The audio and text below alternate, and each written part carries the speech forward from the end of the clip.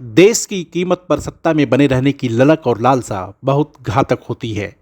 देश की सत्ता में व्यक्ति नहीं पद मायने रखता है, सत्ता में बने रहने की भूख में शीर्ष पद पर बैठा व्यक्ति कभी कभी ऐसी भयंकर गलतियां कर जाता है जिसका खामियाजा लंबे समय तक उसे नहीं बल्कि उसके देश को उठाना पड़ता है। हम बात कर रहे हैं कनाडा के प्रधानमंत्री जस्टिन ट्रूडो और उनके खालिस्तान प्रेम की। खालिस्तानियों का जादू ट्रूडो पर इतना हावी हो चुका है कि वह दशकों के भारत कनाडा संबंध को बिल्कुल खत्म करने पर आमादा हो गए हैं। भारत और कनाडा के आपसी संबंध भले ही बहुत गर्मजोशी भरे ना रहे हों, लेकिन ऐसे भी नहीं रहे कि शीर्ष राजनयिकों को देश छोड़ने के लिए कहना पड़े। दरअसल भारत और कनाडा के रिश्ते में नई तलखी ट्रूडो के उस बयान के बाद आई है जिसमें उन्होंने कहा है कि खालिस्तानी अलगाववादी हरदीप सिंह निज्जर की हत्या में भारतीय सरकार के एजेंटों के शामिल होने के बारे में केवल खुफिया जानकारी थी, लेकिन कोई ठोस सबूत नहीं था। यानी कि उन्होंने बिना सबूत भारत सरकार पर गंभीर आरोप लगा दिए। यही बात भारत शुरू से कहता आ रहा है कि निज्जर की हत्या मामले में उसकी न तो कोई भूमिका है और न ही संलिप्तता। भारत बार बार कनाडा से सबूत मांगता रहा, लेकिन ट्रूडो सबूत देने के बजाय बयानबाजी करते रहे। ट्रूडो के इस ताज़ा बयान के बाद भारत को पलटवार करने का मौका मिल गया। उसने पलटवार भी जबरदस्त तरीके से किया। भारतीय विदेश मंत्रालय ने बेहद ही कड़े शब्दों में कनाडा को जवाब दिया है। विदेश मंत्रालय के प्रवक्ता रणधीर जायसवाल ने कहा कि आज जो हमने सुना है वह केवल उस बात की पुष्टि करता है जो हम लगातार कहते आ रहे हैं। कनाडा ने भारत और भारतीय राजनयिकों के खिलाफ लगाए गए गंभीर आरोपों के समर्थन में हमें कोई भी सबूत पेश नहीं किया। इस अभद्र व्यवहार से भारत कनाडा संबंधों को जो नुकसान हुआ है उसकी जिम्मेदारी अकेले प्रधानमंत्री ट्रूडो की ही है। भारत का बयान बहुत तीखा है। आमतौर पर किसी देश और उसके प्रधानमंत्री के लिए विदेश मंत्रालय इस तरह का कड़ा बयान जारी नहीं करता, लेकिन इस तलखी और तेवर के लिए कोई और नहीं, केवल और केवल ट्रूडो जिम्मेदार हैं।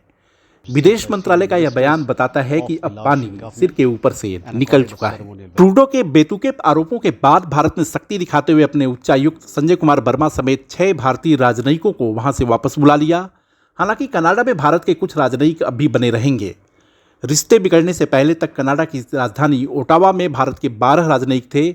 वहीं भारत ने कनाडा के 6 राजनयिकों को निकाल दिया था और शनिवार दोपहर तक उन्हें भारत छोड़ने के लिए कहा है। जानकारों का मानना है कि ट्रूडो किसी भी कीमत पर सत्ता में बने रहना चाहते हैं।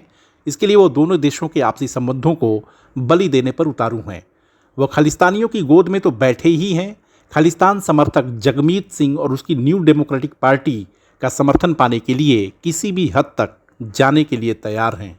ट्रूडो के बयान के बाद इस पूरे मामले में उनकी खूब किरकिरी और जगहसाई हो रही है। यहाँ तक कि निज्जर की हत्या मामले में रॉयल माउंटेड कैनेडियन पुलिस ने अभी तक कोई चार्जशीट दायर नहीं की है, लेकिन खालिस्तानी वोट पाने के लिए ट्रूडो की बेताबी देखिए। उन्होंने पिछले साल सितंबर में ही कनाडा की संसद में भारत को कटघरे में खड़ा कर दिया। जानकारों का मानना है कि रेटिंग में अपनी घटती लोकप्रियता और चुनाव में अपनी हार को देखते हुए ट्रूडो बौखला गए हैं। चुनाव जीतने के लिए हर तिकड़म आजमा रहे हैं। अपनी सरकार बचाए रखने के लिए उन्होंने एनडीपी नेता जगमीत सिंह के समर्थन की जरूरत है। अपनी अल्पमत की सरकार के लिए वह जगमीत के रहमो करम पर हैं। हालांकि जगमीत ने साफ कहा है कि अगर उनका सपोर्ट चाहिए तो उन्हें खालिस्तान समर्थकों को खुश और खालिस्तान के मुद्दे को जिंदा रखना होगा। बात यह है कि जब आप किसी देश, वह भी दुनिया के सबसे बड़े लोकतांत्रिक देश जो संविधान और नियम कायदे से चलता हो, दुनिया में जिसका एक रसूख और इज्जत हो, हर बात पर दुनिया जिसकी तरफ देखती हो, तो उसके खिलाफ गंभीर आरोप बहुत सोच समझकर पुख्ता और अकाट्य सबूतों के आधार पर लगाए जाते हैं। ऐसे नहीं जिस तरह से ट्रूडो ने लगाए हैं। बड़े देशों के बीच मुद्दों पर गतिरोध और टकराव होते हैं, लेकिन इसे कूटनीति और आपसी बातचीत के जरिए सुलझा लिया जाता है। मामला गंभीर हो और उससे रिश्तों के पटरी से उतरने का भी खतरा हो तो समझदार देश बैक चैनल या डिनर डिप्लोमेसी से उसका हल निकालते हैं। ऐसे मामलों की आंच वे द्विपक्षीय संबंधों पर नहीं आने देते, लेकिन ट्रूडो ने आपसी संबंधों की परवाह न करते हुए दोनों देशों के रिश्तों को नाजुक मोड़ पर लाकर खड़ा कर दिया है। ये रिश्ते भारत पाकिस्तान से भी ज़्यादा बदतर हो गए हैं। जाहिर है कि संबंधों में आई इस भारी गिरावट का असर अब कई मोर्चों पर दिखना शुरू होगा। वीडियो को लाइक, शेयर और सब्सक्राइब करें और हाँ, कमेंट भी ज़रूर करें। देखते रहिए इंडिया अड्डा।